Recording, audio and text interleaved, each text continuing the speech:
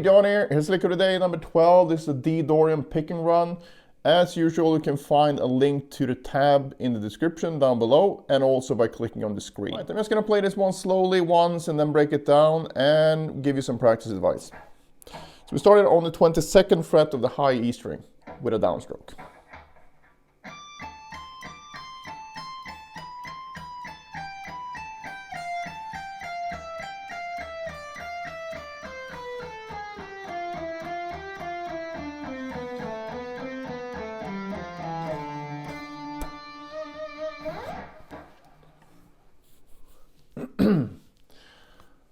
Alright, so it's in D Dorian, and Dorian is just like the normal minor scale, but with a natural sixth.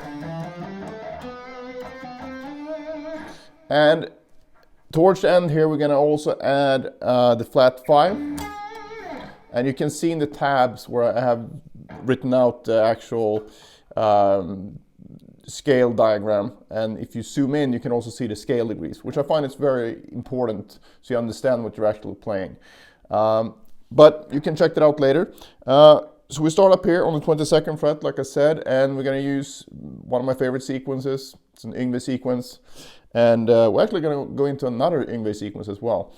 But this first one, going to be using 17, 20 and 22. Number the notes from left to right. 1, 2, 3. The sequence goes like 3, 1, 2, 3, 2, 1. So I play that once. Then I stick to this position, but I go into the Dorian sort of keynote, so to speak. And what I mean by that is that the note that sticks out to make this scale sound Dorian in a minor context is this B note, which is a natural sixth of the key of D minor. So I'm repeating that sequence again, but with the 5th, 6th, and flat 7, and frets would be 17, 19, 20. So right away you get that Dorian flavor. Now for the second Yngwie sequence, it's this descending 4 idea on a single string.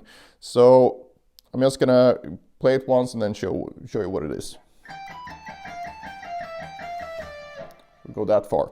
I'm not gonna call out the frets here. You can just follow along with what I'm doing and pay attention to the dots on the fretboard, and also check out the tabs. So the sequence though goes like this. So I'm gonna show you the first position, which is 15, 17, 19. Again, numbering the frets, the notes from left to right, 1, 2, 3. Then we're gonna have 1, 3, 2, 1. And then we shift down to the next set of 3 notes. So that's the way the sequence goes. And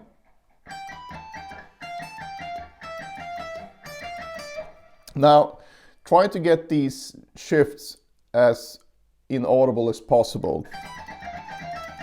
So you don't want to get the sliding sound. And the best way to do that is work with transition time. And transition time is something I talked about here before. You can check that out. I think it's in one of my Ultimate Picking Monday videos. But basically, it's just about practicing very slowly, like 1 note per second. So quarter notes at 60 BPM to 80 BPMs, and making sure to do as quick transitions as possible. So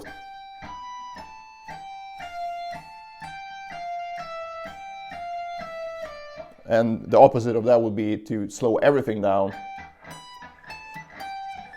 and get this very sluggish feel. So try to focus on that when you work on it, and actually try to focus on transition time whenever you play anything slowly, because that will help your technique almost more than anything else. So we go this far. And now we're in this sort of D minor pentatonic position, and now here comes the Dorian blues scale mix that I hinted at earlier, where we have Dorian on these 2 strings, but then we have the flat 5, and I wrote out the shape as far as this, but you can just follow along with the tabs as well. But like I said, it's very important to understand what you're actually playing. And when I say understand what you're actually playing, I mean in an ear and theory way. because all these, you know, when I say 1, 2, flat 3, that's a sound. So a flat 3 will sound like a flat 3 in any key you do it at, or do it in. So if you can learn to recognize that sound and all the other intervals, you will have a much better time trying to play music. And this goes way beyond the guitar. This works with notation and everything. So developing your ear like that with functional ear training, that's one of the best things you can do for your overall musicianship. Anyway, so after we've done this, we go down with the same fingering on each string here. So it's just going to be 13, 12, 10 all the way down. And then from this point, I'm going to go into this 8th note sequence. It's going to take us down to the root note here on the 5th fret of the A string. And this sequence goes like this. So it's basically 5 plus 3, so you have 5 notes here. And then 3. Then shift down. And then here. So we put those together.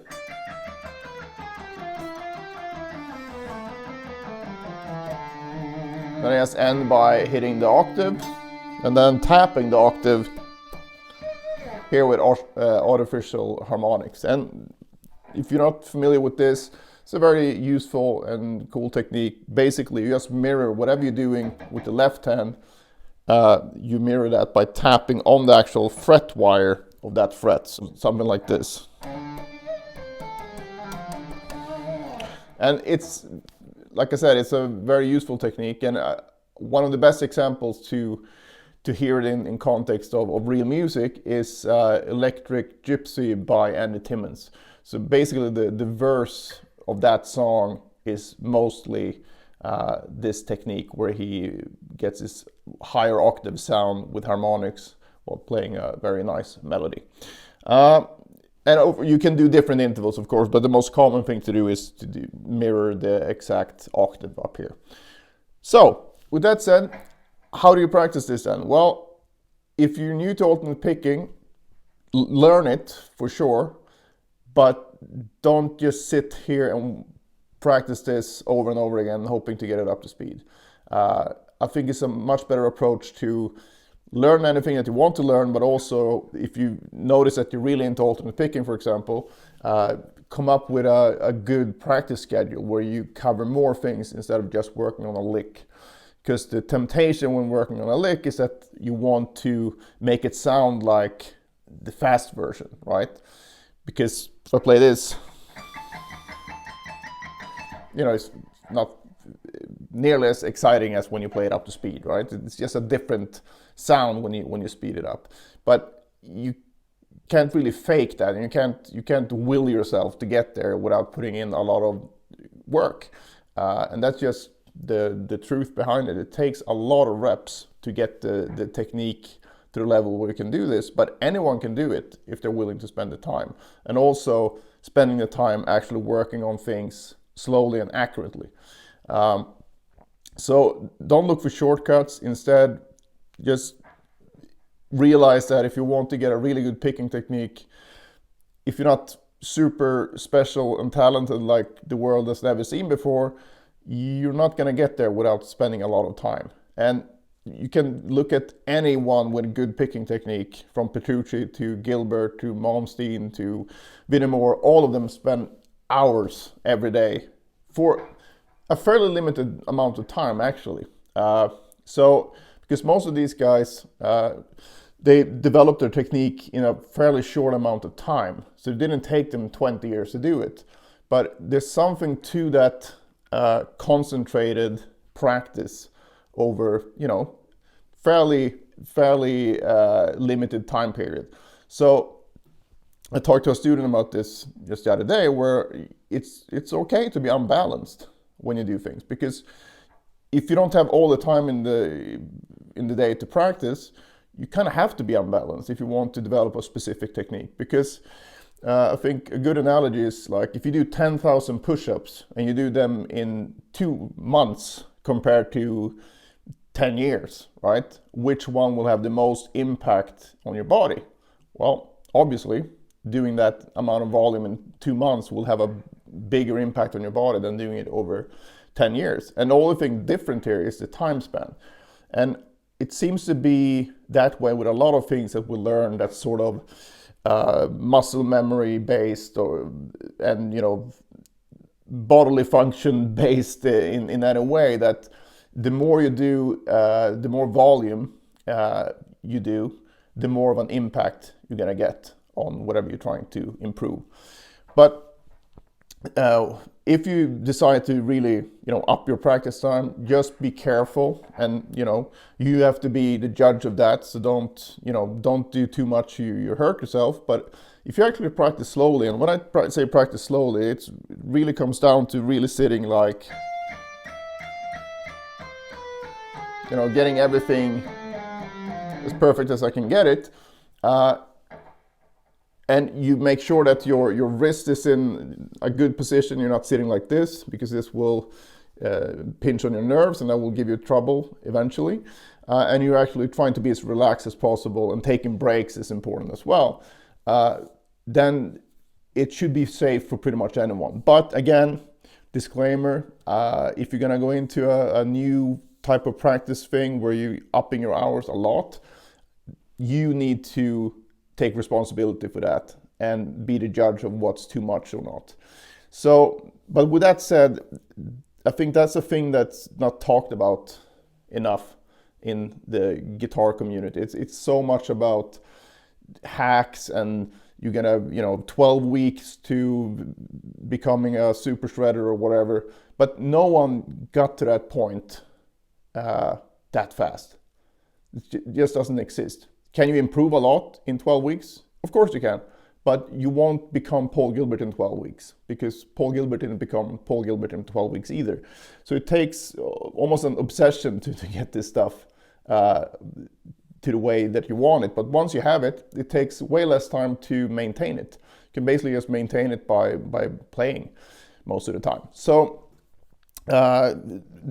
I'm also saying this not to discourage you. It's totally opposite, because I've seen so many students come to me thinking they're doing something wrong, because all they see is like players with really good technique, and then they see ads and where it says like, well, in only X amount of time you can become a super guitar hero. And then when they try that and it doesn't happen for them, they think it's something wrong with them and think it's like a lack of talent or whatever. But anyone can do this. Anyone. If you're willing to put in the time, you can do it. Anyway, I'm not going to turn into Tony Robbins here, but if you have any questions regarding this stuff, please let me know in the comments. All right, so once you got this down then, like I said before, don't just practice the lick itself. Try to build exercises around the problem areas you have. So just a quick breakdown here. If you have this sequence, you can just take that and play it on every string in that key, and then maybe put up like a big goal for yourself, like, well, I want to do it in every key, I want to do it in every string in every key, and once I've done that, maybe I want to do it in every key, but not a scale, and you go on like that. So you have this mountain of work to get through, but at least you can feel that you're on your way to something. And if nothing else, you're going to learn the scales way better as well.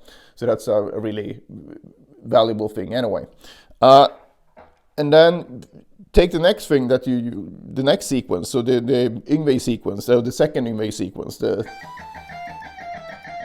the same thing with that, and maybe turn it around. So you go,